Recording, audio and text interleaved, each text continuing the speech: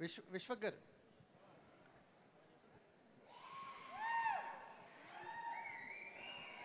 Sir నమస్తే sir. Sir నమస్తే sir. అరే నమస్తే రా అందరికి. మైక్ లేకుండా ఇందాక సార్ చెప్పండి సార్. ఒక సర్వైవల్ డ్రామాతో పాటు చాలా ఎమోషన్స్ కనిపిస్తున్నాయి. మీ టీం అందరూ కూడా ఒక సోల్ సర్చ్ పాయింట్ ఇందులో అంటే ఈ సినిమా జర్నీలో దొరికింది అంటున్నారు కదా. ఈ శంకర్ క్యారెక్టర్ ద్వారా మీ సోల్ సర్చింగ్ ఏమైనా జరిగిందా?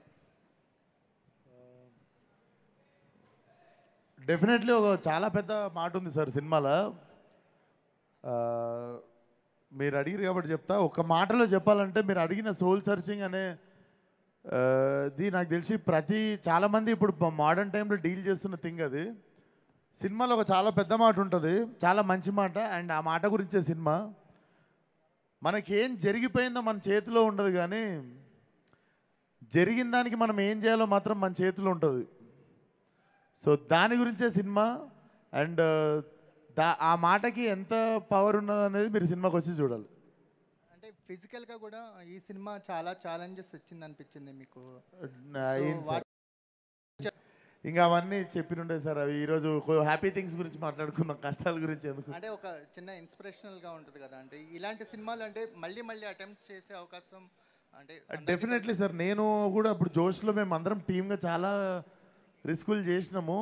But definitely it will show up on screen. నేను ఇప్పుడు ఇంకా ఎక్స్ట్రాగా నేను ఏ కష్టం గురించి చెప్పినా ఒక సీన్ లీక్ అయిపోతుంది.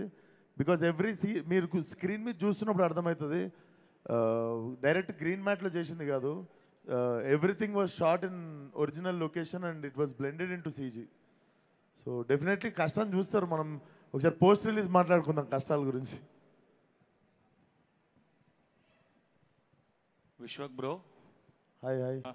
మొన్న ఒకటి అడగడం మర్చిపోయా. ఏంటంటే you approach every role like a method actor కదా, ఆ స్కిన్ ఆఫ్ ద క్యారెక్టర్లోకి వెళ్ళాలని. అది మరి ఏంటి ఈ సినిమా కోసం ఎవరిని టచ్ చేయకుండా, ఎవరు మిమ్మల్ని టచ్ చేయకుండా యూ స్పెండ్ సమ్ టైమ్? నేను చాలా మెథడ్ యాక్టింగ్ చేసిన సార్. నేను లదాఖ్ వెళ్ళడానికి 9 రోజులు ఎయిర్పోర్ట్లో చేయాల్సి వచ్చింది. అది నేను 9 సార్లు వెళ్ళాల్సి వచ్చింది లదాఖ్. 9 సార్లు వాళ్ళు ల్యాండ్ చేయలేదు ఫ్లైట్. 9 సార్లు ఢిల్లీకి హైదరాబాద్కి వచ్చాను. సో ఆ గ్యాప్లో నేను ఒక్కనే ట్రావెల్ చేసిన సార్, ఎవరిని టచ్ చేయలేదు. ఆ గ్యాప్లోనే ప్రాక్టీస్ అయిపోయింది. మీరు అడిగిన క్వశ్చన్ నాకు అర్థమైంది, ఆన్సర్ ఇదే. యూవీ క్రియేషన్స్ విక్కీ గారికి పాస్ చేయలేదు.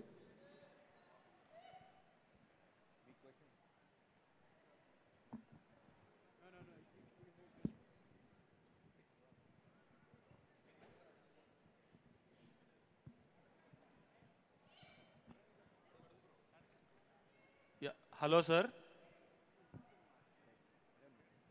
అడగండి. అంటే ఈ సినిమా ప్రొడక్షన్ పైప్ లైన్లో ఉన్నప్పుడు ఎంతమంది ఇంట్రెస్ట్ చూపించారో తెలియదు, కానీ మీరు అబౌట్ వచ్చి ఈ సినిమాని రిలీజ్ చేద్దాం అనుకోవడం అంటే ఈ సినిమాకి చాలా పెద్ద ప్లస్ అయింది. అసలు మీరు ఈ ట్రైలర్ చూసి సినిమా తీసుకుందాం రిలీజ్ చేద్దాం అని మీరు ఎందుకు అనుకున్నారు?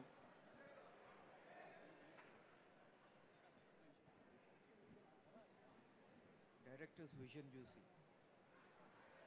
అరే పనిచేసే మైక్. డైరెక్టర్ విజన్ చూసి అని చెప్పారు.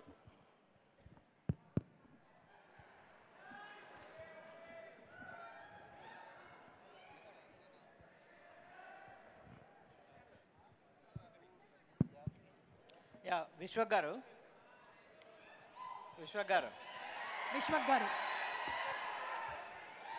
ఈయనను గుర్తుపెట్టుకోండి. ఈయన పిఆర్ఓ ముసుకేసుకొని తిరుగుతుంటాడు, కానీ నాకు ఫలక్నామా 2 స్టోరీ ఇస్తుంటాడు అప్పుడప్పుడు. సడన్గా నా సినిమాలో డైలాగులు రాస్తూ అంటాడు. ఇంకో రోజు వచ్చేమో కల్ట్ సినిమాలో యాక్టింగ్ చేస్తూ అంటాడు. Multi talented. అడగండి. ఇప్పుడు మామూలుగా గామి కానివాడు మోక్షగామి కాడు అంటారు. ఏంటండి గామి కానివాడు మోక్షగామి అవుతాడా? మోక్షగామి కాడు. ఓకే. సో ఆ పరంగా అంటే ఇలాంటి క్యారెక్టర్స్ చేయాలంటే కొంత ఏజ్ వచ్చిన తర్వాతనో, అంటే ఇప్పుడు బాలకృష్ణ గారు లాంటి వాళ్ళు చాలా సినిమాలు చేసిన తర్వాత అఖండ లాంటి సినిమా చేశారు. మీకు ఒక ఎర్లీ ఏజ్లో, అది కూడా చాలా చిన్న వయసులో ఈ క్యారెక్టర్ రావడం, ఈ క్యారెక్టర్ పర్సనల్గా మీకేం నేర్పింది? అంటే జీవితం గురించి కానీ, లైఫ్ ఫిలాసఫీ కానీ దీని నుంచి మీరు ఏం నేర్చుకున్నారు గామి నుంచి? నేర్చుకుంది ఒకటే సార్, చాలా మంది చెప్పిన మాటనే, never give up. Basically life ఎక్కడ ఆగిపోదు, మనం ఆగిపోయింది అనుకొని ఏదో ఫీల్ అవుతుంటాం, కానీ ప్రతిసారి రీస్టార్ట్ చేయడానికి to come over again and to not give up మనకు 1000 రీజన్స్ ఉంటాయి, మనం ఎత్తుక్కోము అవంతే. సో యా, అండ్ అది మా డైరెక్టర్ నుండి చూసినా కూడా మీకు అర్థమవుతుంది, ఒకటే పట్టుదల 9 సంవత్సరాలు ఒక సినిమాని పట్టుకోవడంలో. Yeah. Director Vidyadhar.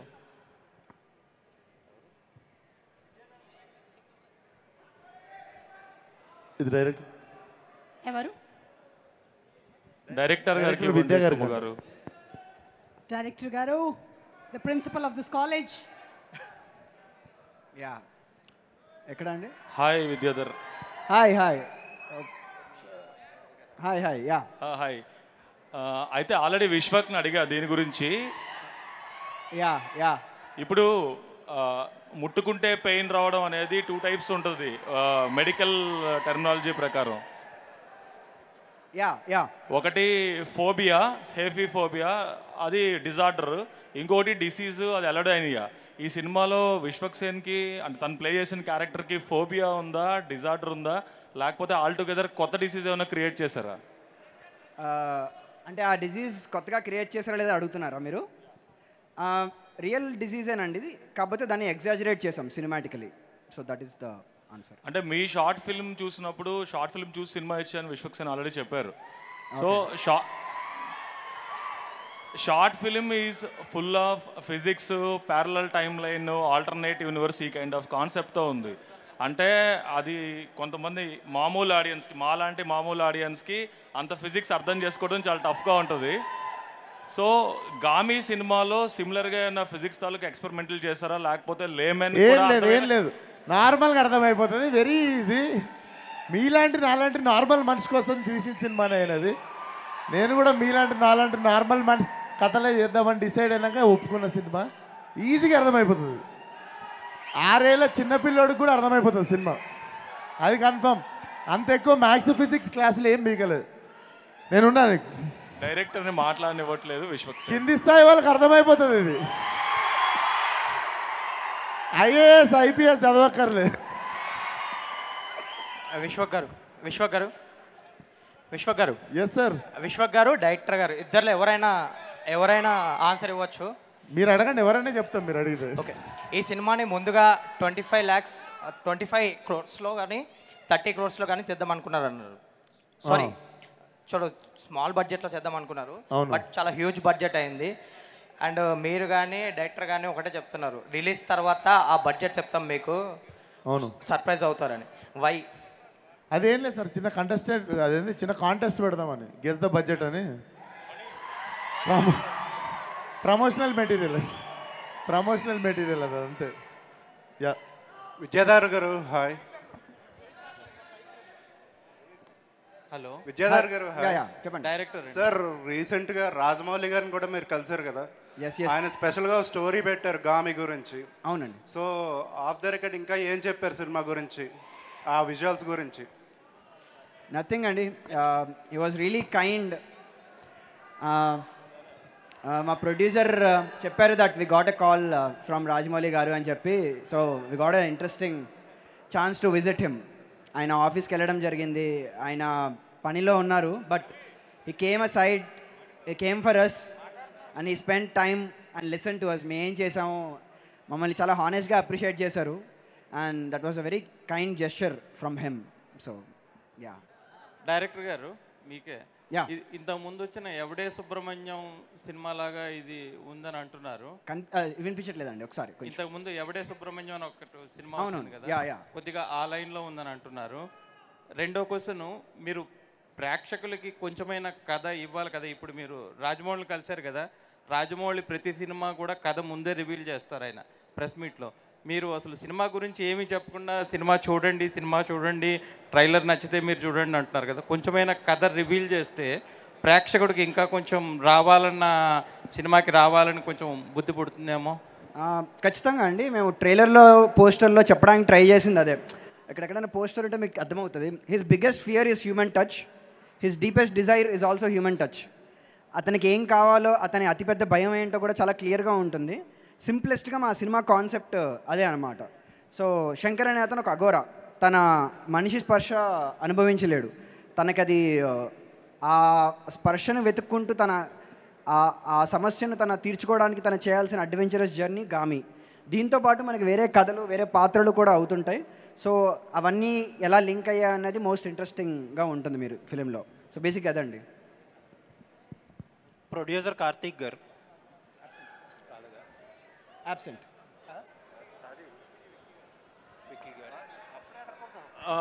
UV Vicky గారు చెప్పొచ్చు.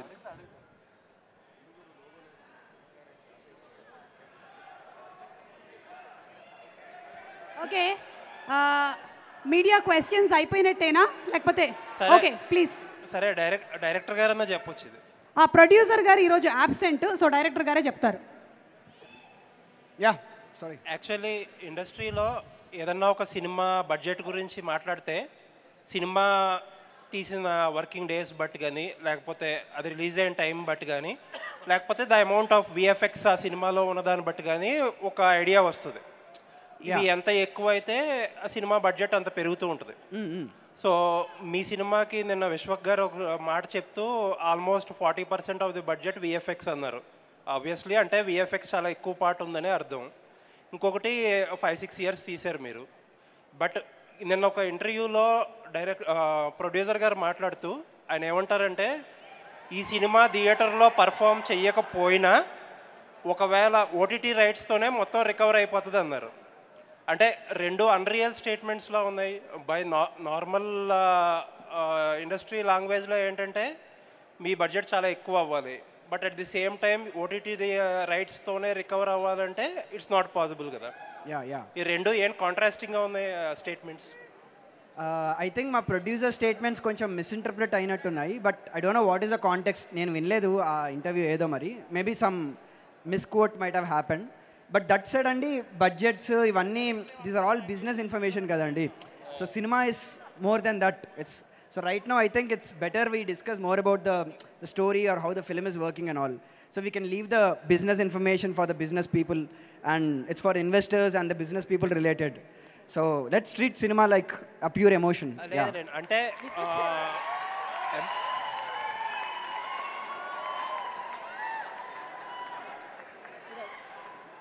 అంటే ఎమోషనల్ కోషెంట్ ఆల్రెడీ ఒక మంచి ట్రైలర్ ఇచ్చి సక్సెస్ అయ్యారు. సో కొంతమంది బిజినెస్ కోషెంట్లో చూసే సినిమాలు చూస్తారు కాబట్టి వాళ్ళ గురించి కూడా ఈ క్వశ్చన్.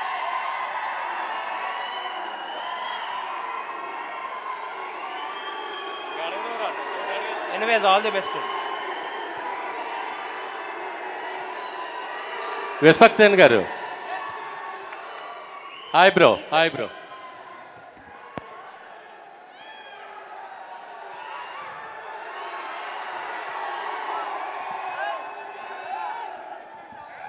Sir hi sir.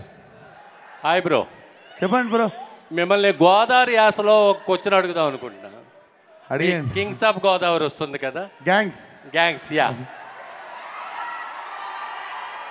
నాన్నగారు ప్రజారాజ్యం పార్టీలో ఫేవర్గా ఉన్నారు అప్పట్లో. మీరు జనసేన పార్టీకి ఎప్పుడు వస్తున్నారు?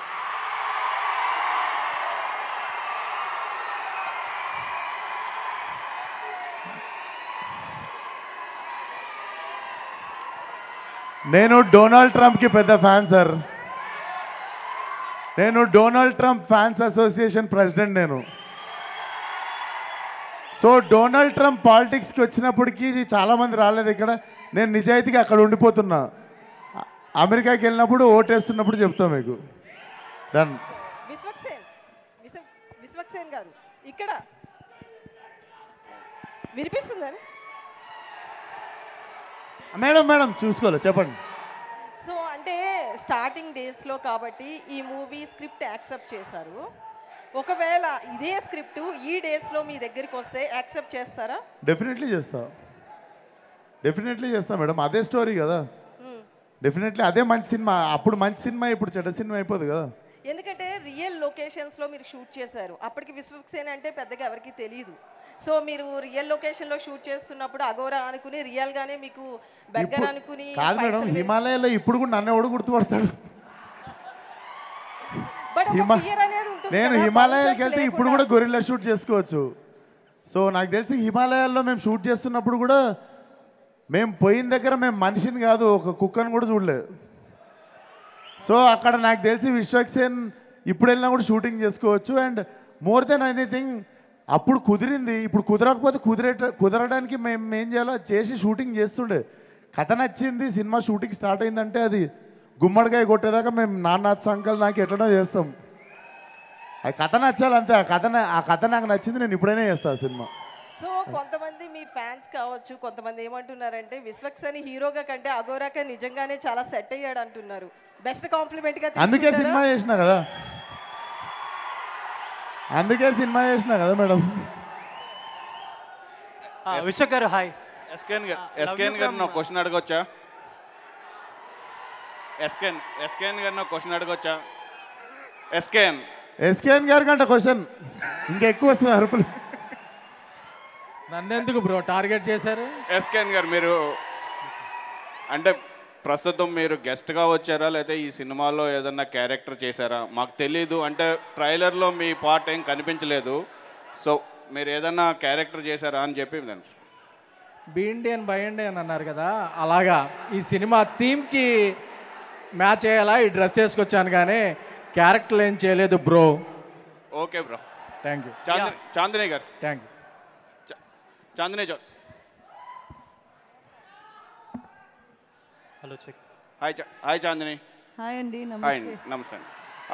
ఈ సినిమా కోసం మీరు కొంచెం రిస్క్ కూడా చేశానన్నారు. 5 years వరకు వెయిట్ చేశారు. ఈ సినిమా 5 years ఇలా డిలే అవుతున్నప్పుడు మీ యొక్క ఫీల్ ఎలా ఉందండి? అంటే వేరే సినిమా చేయలేకుండా ఈ సినిమా వస్తుందా రాదా అన్న డౌట్ ఏదైనా ఉందా? ప్రస్తుతం ఇప్పుడు అంటే అప్పుడు స్టార్ట్ చేసినప్పుడు చాలా చిన్న బడ్జెట్ చిన్న సినిమా అయి ఉండొచ్చు, కానీ ఇప్పుడు PCXలో కూడా ఎక్స్పీరియన్స్ చేయబోతున్నాము. సో పెద్ద స్కేల్లో రిలీజ్ చేస్తున్నారు. ఎలా ఉందండి మీ ఫీలింగ్?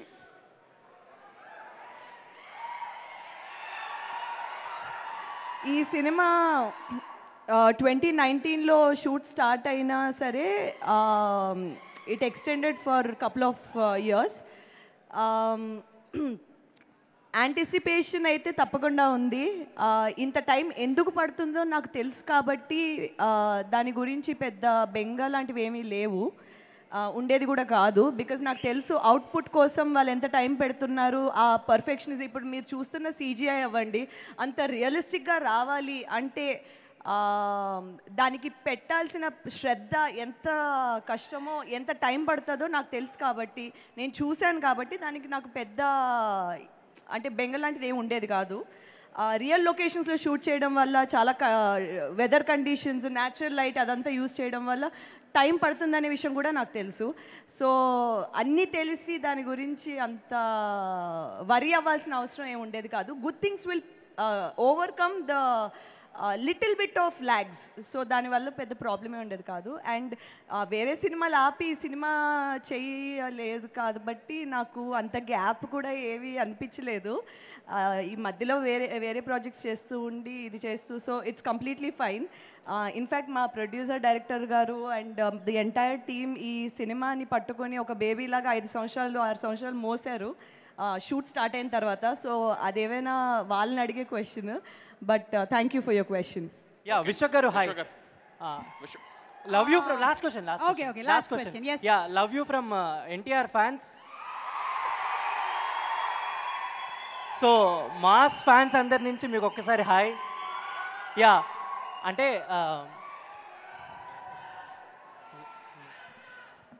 అండ్ ఈ మూవీ చేసేటప్పుడు జై NTR. యా అన్న, ఈ మూవీ చేసేటప్పుడు జనరల్లీ ఏ ఫిలిం చేస్తున్నా ఇంట్లో వాళ్ళకి చెప్పి చేస్తుంటాం కదా, ఈ మూవీ చేస్తున్నాం, ఈ షూట్ చేస్తున్నాం అని. రాజు గారికి కానీ మదర్ అంటే మీ మామ్కి కానీ ఈ షూట్ జరిగేటప్పుడు మీరు చాలా ప్లేసెస్కి వెళ్ళారు, కొంచెం డెప్త్ అవన్నీ ఎక్కువ ఉన్నాయి, ఐస్ వాటర్ అని. వాళ్ళకి ఏమన్నా అబద్ధాలు ఏమైనా చెప్పారా ఈ మూవీ షూట్ టైంలో? అంటే కొంచెం జాగ్రత్తలు తీసుకోమని చెప్తారు కదా పేరెంట్స్. అబద్ధాలు అంటే నేను ఆ ఫ్రోజన్ లేక్ మీదకి వెళ్ళింది, స్నో స్ట్రామ్ వస్తుందంటే మేము హైయెస్ట్ ఆల్టిట్యూడ్స్కి వెళ్ళింది, ఇవన్నీ చెప్పలేవు. ఇవన్నీ చెప్తే ఆమె నాకు తెలిసి I think they are most happy people. వాళ్ళు లేలాదాక్లో ల్యాండ్ అవ్వడానికి సిగ్నల్ ఇవ్వకపోయినా వచ్చేసేది. అవునా? Okay, super. ఏదో ఒకటి చేసి వచ్చి ఆపేసేది. Why this film not a pan India? అంటే ఎందుకు పాన్ ఇండియా రిలీజ్ చేయట్లేదు? బ్రో తెలుగులో తీయనీకనే మా వాడు 6 సంవత్సరాలు తీసుకుండు. ఇప్పుడు పొరపాటున మేము పాన్ ఇండియా అన్నాం అనుకో, పోయి ముంబైలో కర్ణాటకలో అన్ని డబ్బింగ్ల కాడ కూర్చొని ఇంకో 2 సంవత్సరాల తర్వాత ఇస్తాడు సినిమా. థ్యాంక్ యూ అన్న. రిలీజ్ నేను అయిపోయాక నా సినిమా ఆడియన్స్కి చూపిద్దాం అనుకుంటున్నాను, నా పిల్లాం కోసం కాదు. ఆయనను పాన్ ఇండియా అడిగితే నా భార్యకి చూపిస్తాడు సినిమా. నువ్వు ఇంకొక ఏషియన్ లాంగ్వేజెస్ 2 అడిగితే నా పిల్లలకి చూపిస్తాడు. ఇంకా విశ్వక్ గారు ఒక క్వశ్చన్ అండి. సార్ మీరు కెరియర్ స్టార్టింగ్లో ఈ సినిమా స్టార్ట్ చేశారు కదా, ప్రస్తుతం ఇప్పుడు మీది మాస్ మార్కెట్, మీ ఫ్యాన్స్ కూడా డిఫరెంట్ ఎక్స్పెక్ట్ చేస్తారు. సో ఇప్పుడు ఉన్న ఫ్యాన్స్కి మీరు ఏం చెప్పాలనుకుంటున్నారు? అంటే ఈ క్యారెక్టర్ కొంచెం డిఫరెంట్గా ఉంది కదా, ఫ్యాన్స్ మాస్ ఫ్యాన్స్కి ఎట్లా? సార్ హిట్ అయ్యే ప్రతి సినిమా మాస్ సినిమానే. మనకి మాస్ అంటే తెలుసా? మాస్ అంటే పాపులేషన్, మాస్ ఆఫ్ ఆడియన్స్. మనం తెలుగులో మాస్కి మీనింగ్ ఇంకా మాస్ చేసేసినాము. సో హిట్ అయ్యే ప్రతి సినిమా మాస్ సినిమానే. ఈ సినిమా కూడా మాస్ సినిమా అవుతుందని నమ్మకం ఉంది. విద్యాధర్ గారు. Okay, thank you. ఇప్పుడు ఫంక్షన్ చేసుకు. Thank you so much. And ఈరోజు మన thank you media. And Navdeep గారు ఈరోజు మన